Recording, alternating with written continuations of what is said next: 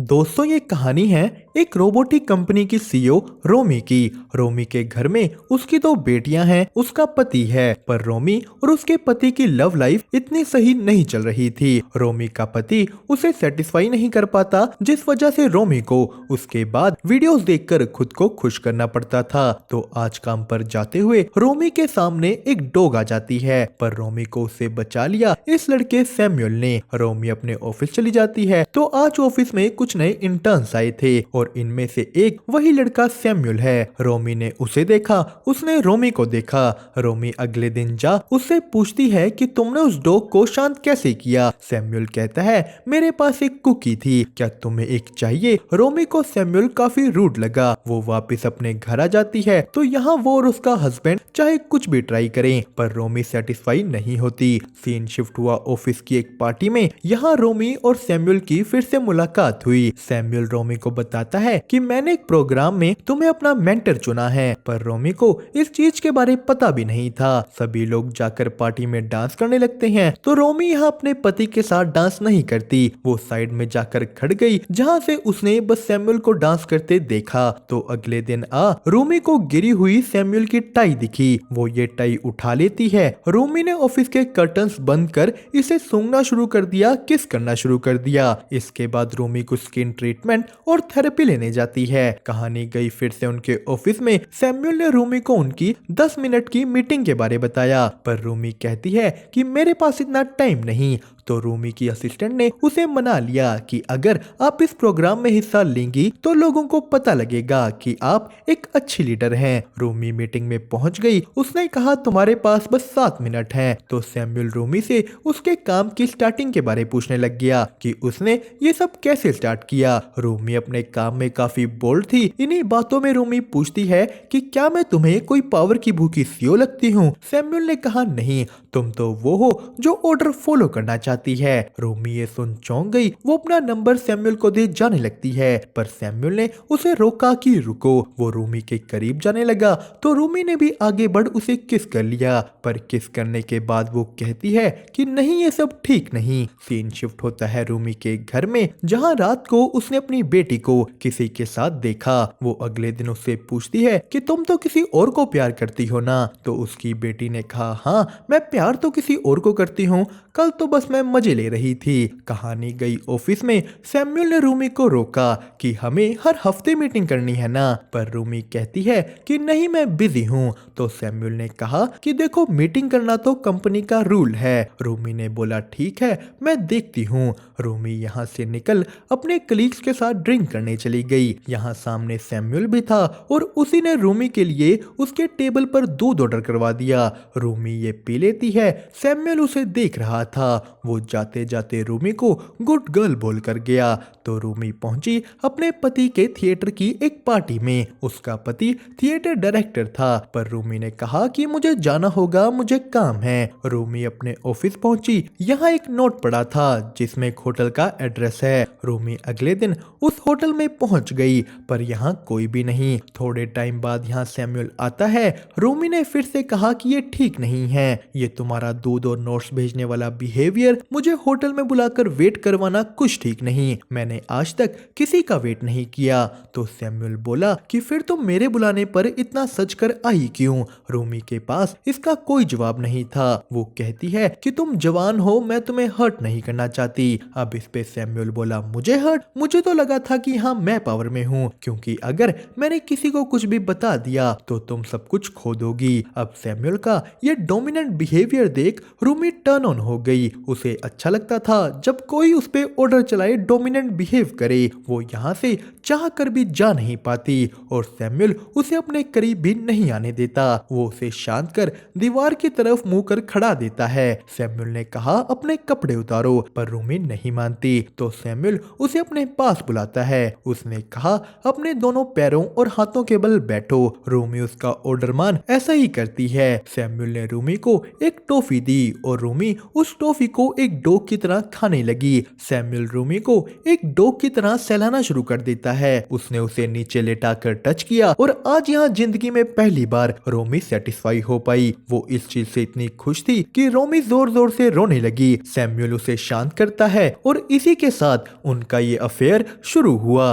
वो दोनों ऑफिस में छुप छुप कर भी एक दूसरे को मिलने लगे। धीरे धीरे सब बढ़ता रहा। सैमुअल रोमी को अपनी एक स्लेव की तरह ट्रीट करता था और उसे ऐसे अच्छा लगता। पर एक दिन सैमुअल लैपटॉप देने के बहाने रोमी के घर आ गया। रोमी ये चीज देख चौंक गई तो उसके घर वाले सैमुअल को अपने साथ हाइकिंग पर ले चलते हैं। यहाँ रोमी ने उसे देखा। वो सैमुअल को अपनी फैमिली के साथ देख डर गई थी। उसने कहा कि मेरे लिए मेरी फैमिली ही सब कुछ है, तो तुम उनसे दूर रहोगे। तुम कभी भी अब मेरे घर में नहीं आ सकते। यहाँ रोमी उसका और सैमुअल का अफेयर भी खत्म करने को कहती है। अब इस चीज से सैमुअल गुस्सा हो गया। वो अगले दिन रोमी को ऑफिस की छत पर बुरा साफ कह देता है कि अगर तुमने ये खत्म ही करना है तो अब मैं अपना डिपार्टमेंट भी चेंज करवा लेता हूँ। तो इस बात से रोमी डर गई कि अगर सैमुअल ने ऐसा कुछ किया तो कंपनी वाले उस पे भी सवाल उठाएंगे और अगर किसी को भी कुछ पता लग गया तो रोमी सब कुछ खो देगी। रोमी को इस बात की टेंशन हो जाती है और तभी रात को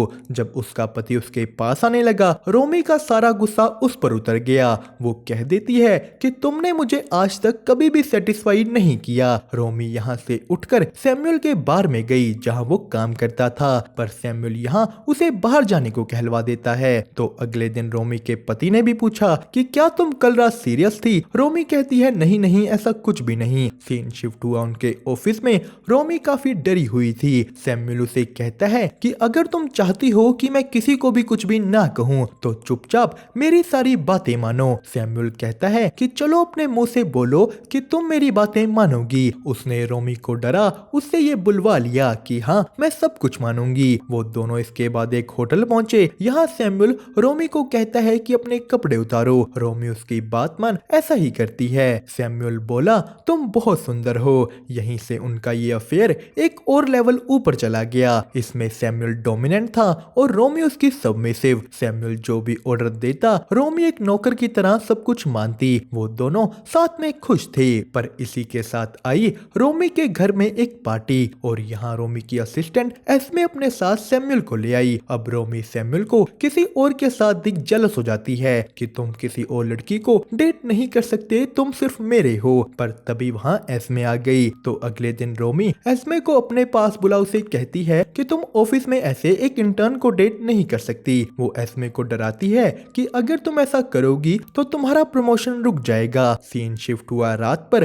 रोमी अपने घर काम का बहाना लगा। सैमुअल की बताई एक पार्टी में पहुंच गई। यहाँ बहुत ही ज्यादा भीड़ थी। रोमी भी ऐसी जगह पर पहली बार आई है। उसने किसी तरह सैमुअल को ढूंढा। वो दोनों खुलकर डांस करने लगे। दोनों थक कर जा एक कोने में लेट गए। रोमी सैमुअल से पूछती है कि क्या तुम उसके साथ भी ऐसा ही करते हो जैसा मेरे साथ करते हो? सैमुअल ने कहा नहीं, ये बस मैं तुम्हारे साथ ही करता हूँ। तो यहीं अगले दिन एस्मे रोमी के घर आ गई। वो उसे साफ साफ धमकी देती है कि या तो अब तुम मेरा रुका हुआ प्रमोशन पूरा करवा दो या मैं तुम्हारे और सैमुअल के बारे सबको बता दूंगी। वो कहती है कि तुम्हें अभी के अभी सैमुअल के साथ ये सब भी बंद करना होगा। तो रोमी ये सब सोच टेंशन में पड़ गई। वो इसी टेंशन में सब कुछ अपने पति को बता देती है कि मुझे बचपन से ही डार्क डिस्कस्टिंग थॉट्स आते थे। मैं जितना भी चाहूँ उनको कंट्रोल नहीं कर पाती। मैं हमेशा से ही कुछ चीजें करना चाहती थी, अपनी फैंटेसीज पूरी करना चाहती थी, पर तुम्हें उनमें इंटरेस्ट नहीं था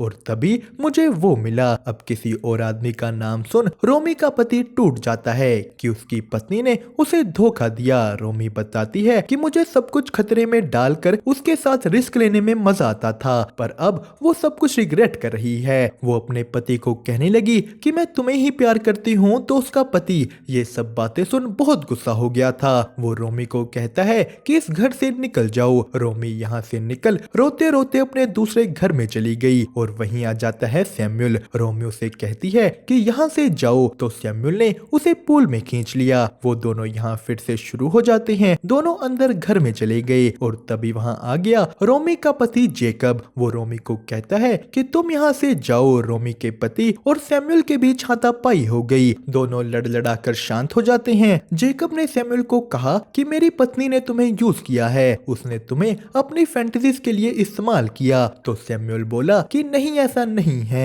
और तभी जेकब को पैनिक अटैक आ गया। यहाँ सैमुअल उसे रिलैक्स करता है। जेकब रोने लगा। सैमुअल को भी अपनी गलती का अंदाजा होता है। तो इधर उस लड़की एस्मे को प्रमोशन मिल गया और रोमी ऐसे ही अकेले अपने घर में रह रही थी।